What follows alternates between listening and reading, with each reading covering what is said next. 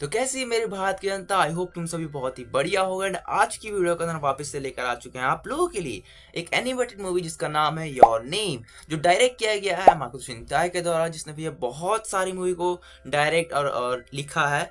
अब देखो, जहां तक इस मूवी के बारे में बात करूं तो भैया एक लव जॉनर के अंदर आने वाला एक मूवी है। साथ इसके अंदर थोड़ा फ्रिक्शन भी एडेड है, जैसे कि भैया टाइम ट्रेवल हो गया और साथ साथ थोड़ा स्पिरिचुअल ऐसी चीजों की बातें की गई है। और अगर आपको मैं थोड़ा सा और बताऊं कि इस मूवी में ऐसा क्या है, तो भैया देखो, लव जॉनर सबसे पहली बात तो जिसके अंदर आप कहीं ना कहीं आपकी फीलिंग्स ऐड हो जाएंगी, जहां पर आप कैरेक्टर्स के लिए बुरा फील करेंगे कहीं ना कहीं, क्योंकि भैया ये एक मतलब सैड सैड टाइप की मूवी है जिसके अंदर भैया लव दिखाया जाता है थोड़ा फ्रिक्शनल वे के अंदर। और अगर आपने 5 मीटर पर सेकेंड देखा है या आपने मागो शिंताई की किसी भी तरीके की लव जॉनर की मूवी देखी, तो आपको पता होगा कि भैया उसके अंदर आपको कहीं ना कहीं सैडनेस मिलता ही मिलता है। एंड में आपको सैडनेस मिलती है, समटाइम्स आपको सेटिस्फेक्शन मिल सकता है, बट सैडनेस एवरी टाइम। मैंने 5 मीटर पर सेकेंड देखा तो मुझे पता है।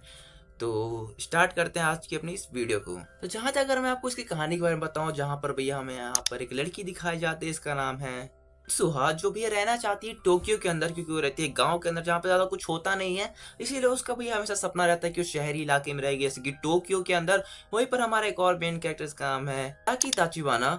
वो बंदा चाहता है कि भैया वो एकदम शांत सी जगह, यानी कि कंट्री साइड की तरफ रहे, जहाँ पर एकदम पीस हो, शांति हो, जो भैया रहता है टोक्यो के अंदर है। यानी कि समझ सकते हैं कि भैया कोई एक गांव में रहता है, बट कोई एक शहर में रहता है, पर दोनों को भैया उनकी जगह में रहना होता है। बट इन दोनों के साथ एक ऐसा हादसा होता है, आई मीन ऐसा इंसिडेंट होता रहता है कि भैया ये लोग अपने एक दूसरे की बॉडी को स्विच कर पाते हैं, और इसी बीच में थोड़े बहुत फनी मूवमेंट्स भी क्रिएट होते हैं। बट जैसे जैसे ये कहानी आगे बढ़ती रहती है, जिसके अंदर भैया हमें थोड़े बहुत आगे आगे फैक्ट्स बताए जाते हैं कि इनके साथ ऐसा क्यों हो रहा है, इनकी बॉडी ऐसी स्विच क्यों होती जा रही है। और इसी बीच में इन दोनों के बीच में एक थोड़ा सा लव क्रिएट हो जाता है, प्यार क्रिएट हो जाता है। लास्ट में आपको एक ऐसी एंडिंग मिलती है जो कहीं ना कहीं भैया जो हर एक माकोतो शिंताई की मूवी में होती है, कि मैं नहीं बताऊंगा। अगर आप माकोतो शिंताई की एक भी मूवी अगर आपने नहीं देखी है तो मैं आपको नहीं बताने वाला हूँ। अगर आपने देख रखी है तो आप समझ पा रहे हो कि भैया एंड में क्या होने वाला है। तो इन दोनों को एक प्यार से क्रिएट हो जाता है, और भैया जब आखिरी में जब ये चीजें लोग पहुंचने लगते हैं, आगे पहुंचने लगते हैं, भैया कहीं ना कहीं अंदर से हम लोग को भी थोड़ा बुरा लगना होता है भाई। दर्द एकदम ऐसा सा लगता है, मतलब बहुत बुरा लगता है भाई, बहुत बुरा, क्योंकि फिर तो ना एक दूसरे से बहुत ज्यादा प्यार करने लगते हैं।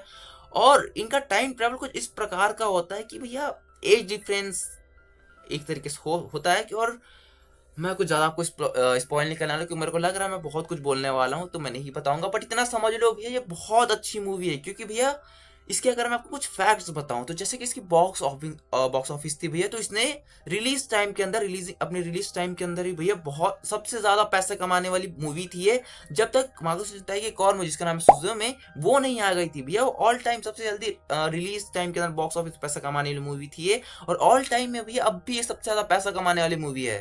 तो समझ सकते हो भैया कितनी कमाल की ये मूवी है। और इसकी रेटिंग्स क्या ही है भाई, कितने हाई है।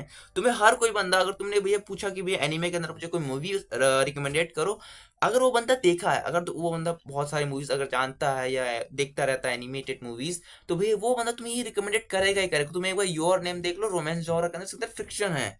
और मेरी मानो तो कोई देखना चाहिए, अगर आपको रोमांस रोमांस इन चीज़ों में अगर इंटरेस्टेड हो आप, और आपको अगर अपनी लाइफ में थोड़ा सा भैया दुख और दर्द चाहिए अपनी लाइफ के अंदर, और थोड़ा सा हैप्पीनेस, क्योंकि भाई इस मूवी के अंदर आपको हैप्पीनेस और दुख दर्द दोनों मिलता है।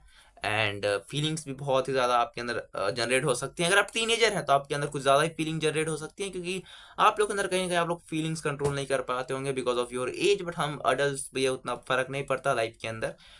And last thing, thanks for watching, और चैनल को सब्सक्राइब कर लेना। ये मूवी मैं रिकमेंडेड कर रहा हूँ, और कमेंट में आके बताना भैया आपको कैसी लगी ये मूवी। देखने के बाद बताना अगर आप इसके लिए भैया बुरा फील किए अपने इन दोनों कैरेक्टर के लिए, फिर भी कमेंट करना।